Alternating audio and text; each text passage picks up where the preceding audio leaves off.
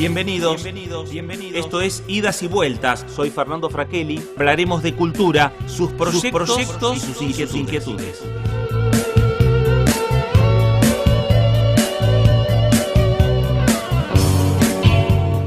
Muy bien, ¿cómo les va? Esto es Idas y Vueltas, por aquí por BCN Radio, la radio de la Biblioteca del Congreso de la Nación, y como siempre con la producción general de Mariana Salas, de Mariana Franchino, y vamos a estar analizando algunos temas que tienen que ver con el trabajo, no solo con la difusión, sino también con la organización de eventos que se realizan aquí en el espacio de la Biblioteca del Congreso de la Nación. Una charla muy importante, muy interesante, que se dio sobre la figura de don José de San Martín, entre las distintas y múltiples propuestas que tiene el espacio de la Biblioteca del Congreso de la Nación en su manera virtual, y también hay que decir con un dato muy importante, que ya desde esta semana comenzaron actividades que tienen que ver con la apertura de las puertas de la Biblioteca del Congreso de la Nación, con protocolos y de manera y de forma presencial. Presentamos el programa y comenzamos ya con las primeras entrevistas.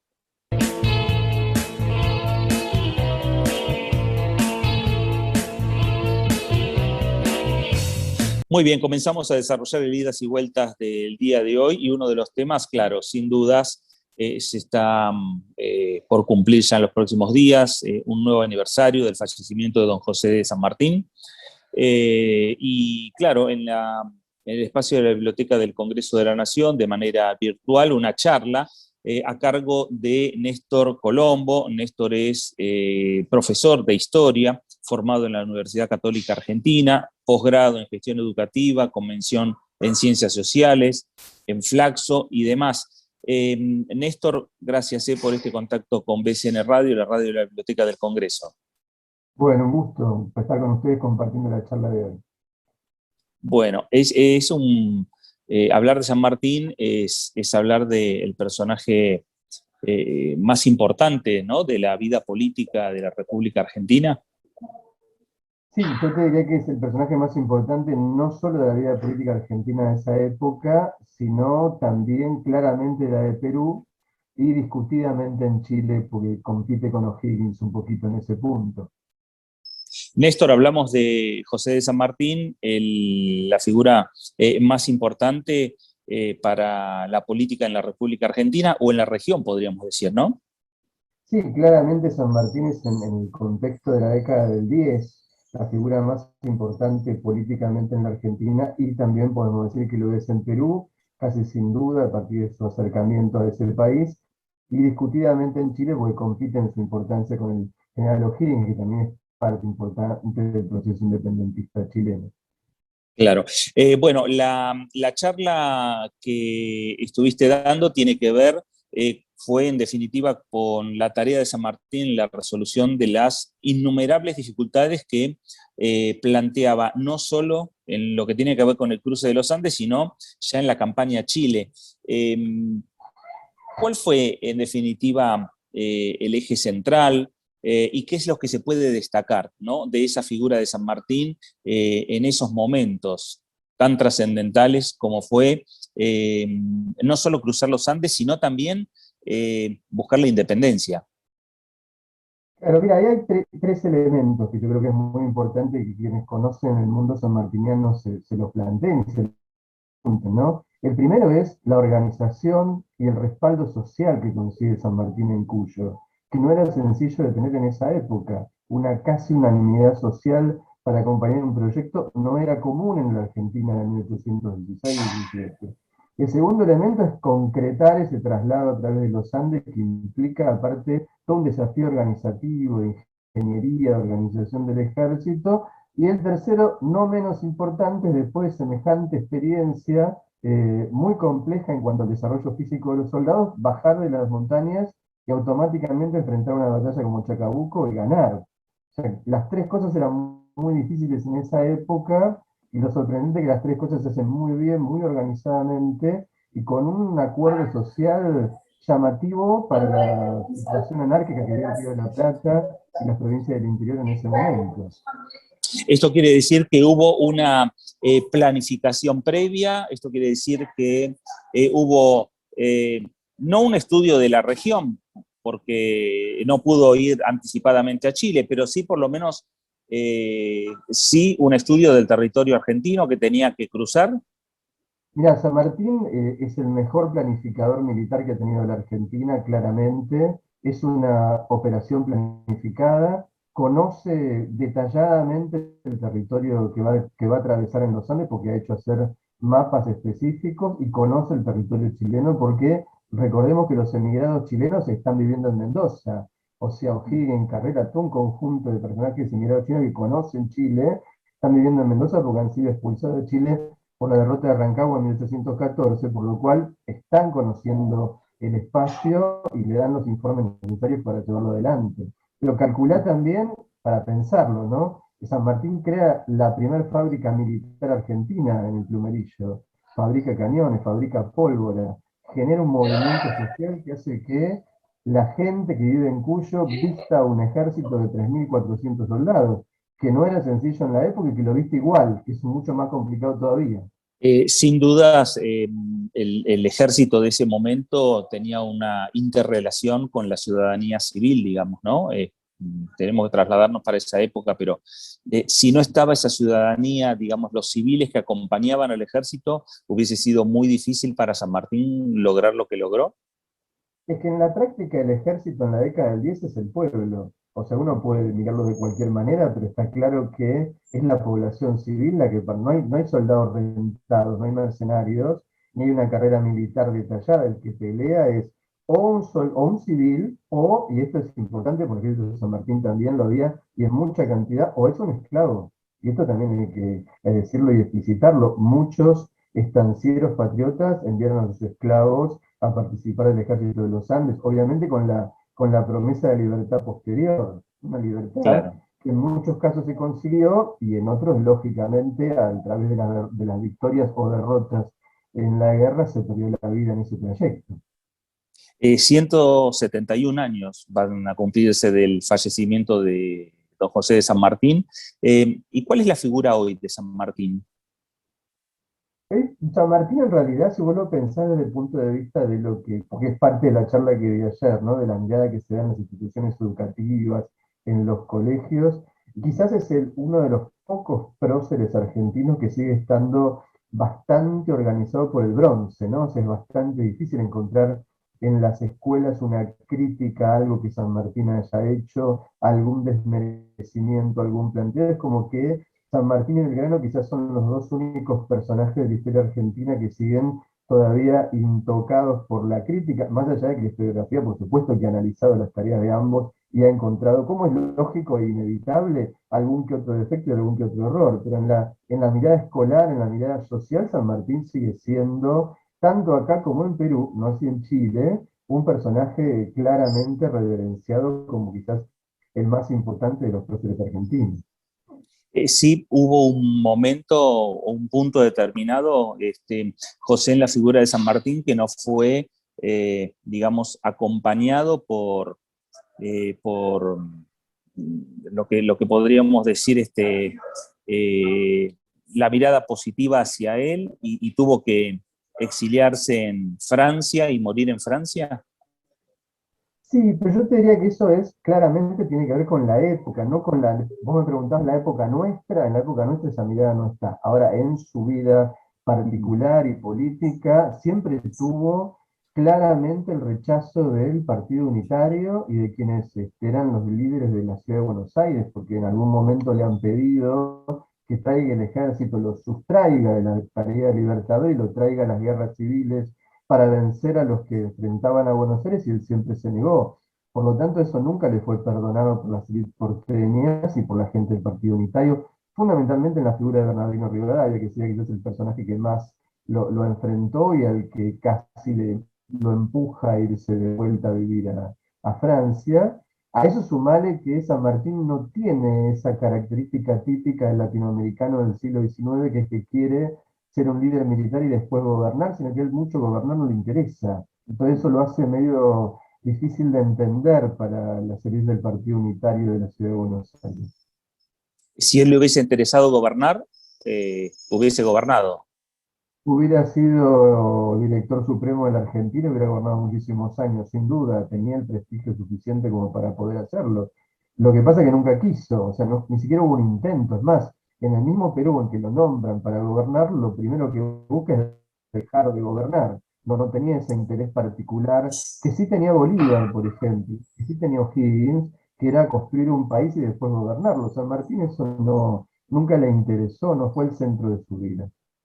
Claro. Néstor, las audiencias que vos tenés, que acompañan cuando haces estas charlas, la figura de San Martín sigue siendo, como vos decías, una figura importante y es atrapante para la audiencia. Sí, sí, yo creo que para los docentes sigue siendo una figura atrapante, y diría que para los chicos cuando se les plantea la historia de una manera interesante también. Fíjate que es una enorme aventura cruzar los Andes hoy. Si uno quisiera hoy cruzar los Andes sería una aventura. Imaginémonos la aventura y lo que implica el desafío y la problemática de cruzarlos en 1817, ¿no? O sea, con otro tipo de capacidades, de características, de tecnologías, básicamente, el desafío y la aventura que es pensarse cruzando los Andes en ese tiempo es realmente impactante, teniendo en cuenta que es mucho más difícil cruzar los Andes que cruzar los Alpes, cosa que había hecho, por ejemplo, Napoleón Bonaparte unos 15 años antes, para maravilla de toda Europa, y San Martín cruzó los Andes en un lugar muy complejo, muy difícil, con más dificultades y con el mismo éxito, lo cual es bastante más interesante de lo que uno imagina. Néstor, la figura de San Martín, hablamos de la Argentina, tenemos que hablar también, obviamente, una figura importante para Latinoamérica. Y en Europa, ¿cómo fue la figura de San Martín? ¿Cómo se vio? En Europa, obviamente saquemos afuera España, que al principio claramente no le cayó absolutamente nada simpático a San Martín, lo cual es extremadamente lógico, pero en el resto del continente San Martín fue una figura de enorme prestigio y un representante de la Argentina que siempre fue reconocido. Tal es así que Francia lo recibe sin ninguna dificultad, y aún hoy en algunos lugares de Francia sigue habiendo algunas estatuas y algunos monumentos en su memoria. Pero no, claramente en España es lógico que no. Está claro que Claro, no va a ser reconocido ahí. claro.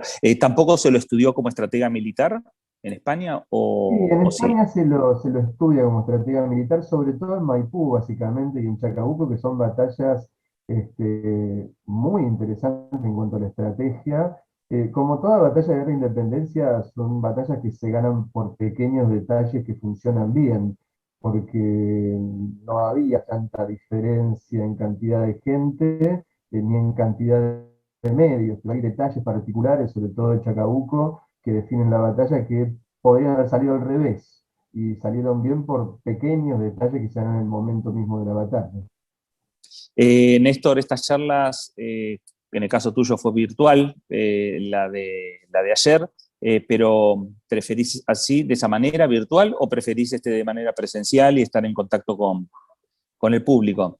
A mí en realidad me gusta más presencial, pero bueno, hay que adaptarse también a lo... Yo en este tiempo hemos ganado esta otra versión de lo que es el diálogo, que permite a lo mejor acercarse a gente que no podría venir a la Biblioteca Nacional, a la Biblioteca del Congreso, a la Biblioteca Nacional, a escuchar charlas, porque está lejos. En este contexto no puede escucharlo una persona que está en otro lugar del país, y de manera gratuita, y me parece que eso también es algo que tenemos que mantener, ¿no?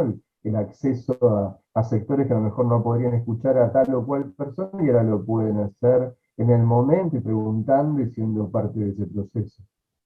Néstor Colombo, profesor de Historia, formado en la Universidad Católica Argentina, y esta charla que dio en el espacio cultural de la Biblioteca del Congreso de la Nación sobre la atrapante tarea de nuestro prócer máximo, don José de San Martín. Néstor, gracias por estar con Idas y Pero gracias Vueltas a y por vos estos y a toda la minutos gente. con BCN Radio. Gracias. Muy bien, pausa y enseguida el nuevo bloque de Idas y Vueltas por aquí, por BCN Radio, la radio de la Biblioteca del Congreso de la Nación.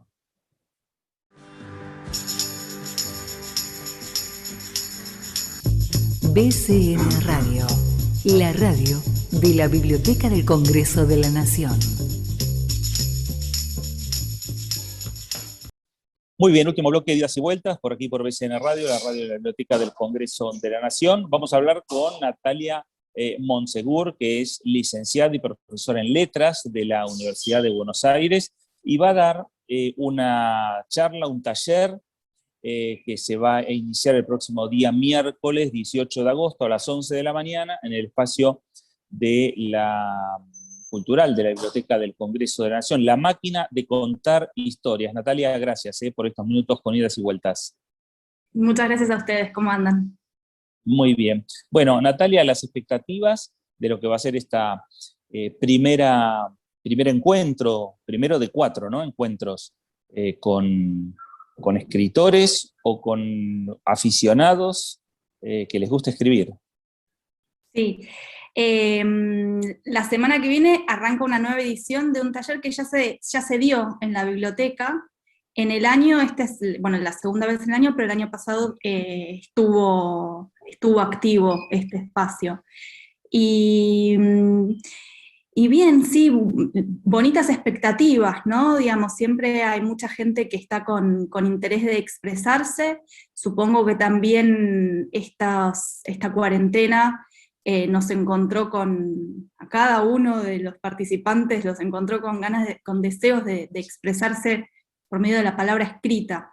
Así Ajá. que el taller me parece que es un espacio propicio para ese encuentro, con uno y con los otros. Claro, exactamente. Natalia, y la idea es lanzar un tema, el tema lo lanza el escritor, lo trabajan en conjunto.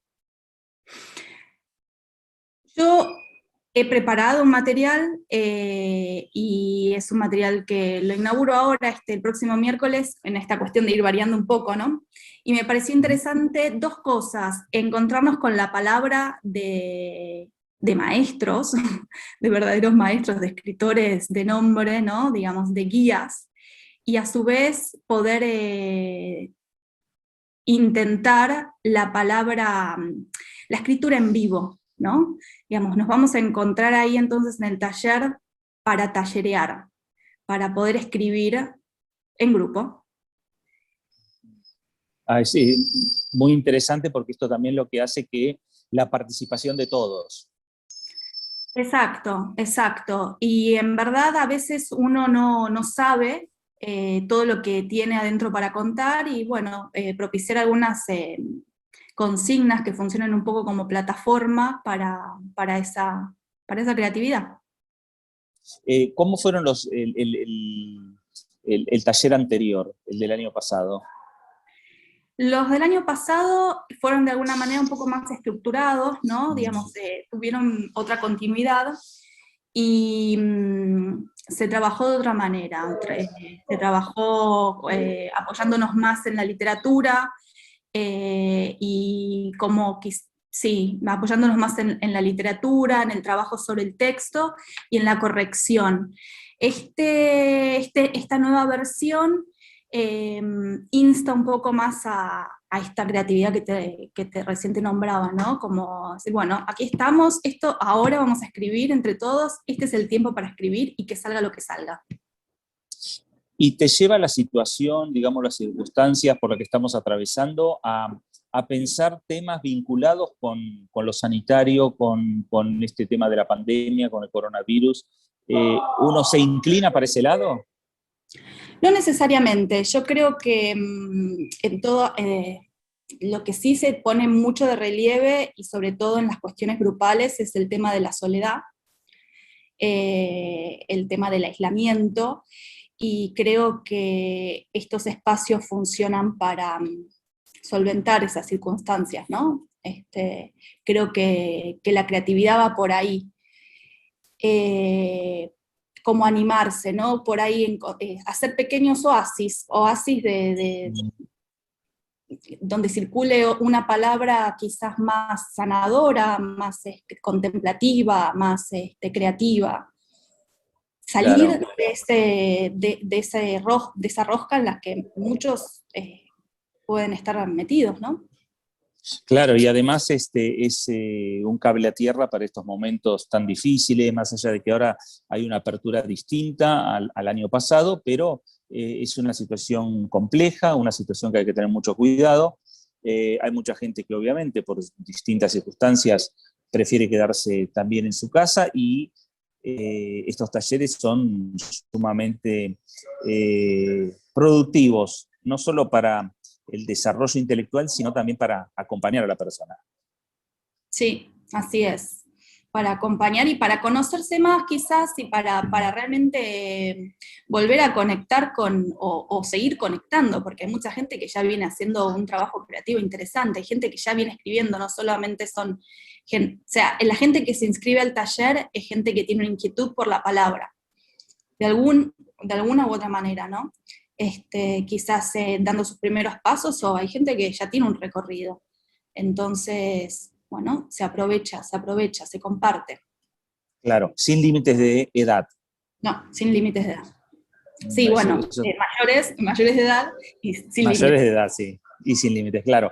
Miércoles 18 y el miércoles 25 de agosto, el 1 y el 15 de septiembre. Son 4 talleres, 4 clases de 2 horas cada uno. Y esas, digamos, esos 4 talleres, uno termina incentivado para buscar continuar lo que es la tarea de, bueno, del escritor. Yo creo, o sea, lo que ocurre es que funciona como hay algo medio embudo, ¿no? Y hay gente que sí.